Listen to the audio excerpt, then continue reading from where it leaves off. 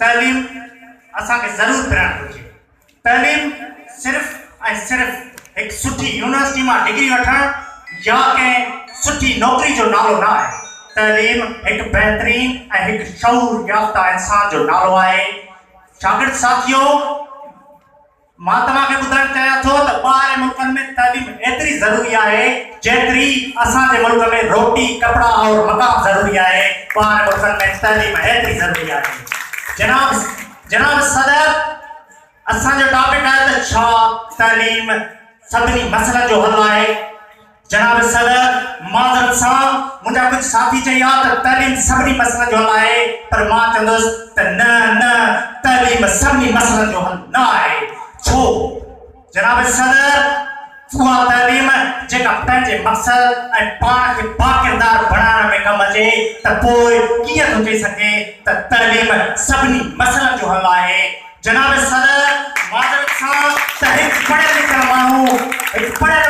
माण्हू नो पार्किंग लिखियल जाइ ते पंहिंजी गाॾी अची पार्क करे थो ऐं उहो ई पढ़ियल लिखियल माण्हू कराची जे रस्तनि ते रोज़ सिग्नल क्रॉस करे थो त पोइ कीअं थो चई सघे त तालीम सभिनी मसइलनि जो हल आहे। जनाब सदर, इंतहाई अफ़सोस सां शागिर्द साथियों थोरो सोचियो त जेकॾहिं तालीम सभिनी मसइलनि जो हल आहे त पोइ असांजे ऐवाननि में वेठल केरु आहिनि? असांजे ऐवाननि में वेठल करप्ट माण्हू केरु आहिनि जन ते किरोड़ रुपयनि जे करप्शन जा केस आहिनि? न, शागिर्द साथियों, थोरो सोचजे त जेकॾहिं उन ई मसइलनि सिंध जे मसइलनि लाइ रैलियुनि ऐं एहतजाजनि में अध खां वधीक अणपढ़ियल बादशाहू माण्हू हूंदा आहिनि त पोइ कीअं थो चई सघे त तालीम सभिनी मसइलनि जो हल आहे। साथियों, जनाब सदर, अफ़सोस सां इंतहाई अफ़सोस सां चवणो पए थो त उहा तालीम जेका कंहिं न्याणी खे बहशत जो निशानो बणाए त पोइ कीअं थो चई सघे त उहा तालीम काराइती आहे।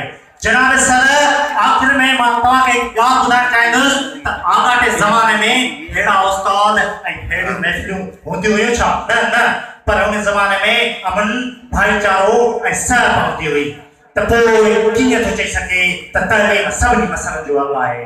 आख़िर में ही काइनात खे अल्लाह खां सिवा सिर्फ़ ॿ माण्हू हलाइनि था, हिकु हारी ऐं ॿियो मज़दूर। पोइ कीअं थो चई सघे त तालीम सभिनी मसइलनि जो हल आहे। जनाब सदर, न, तालीम सभिनी मसइलनि जो हल आहे। शऊर सभिनी मसइलनि जो आहे, हल आहे शऊर।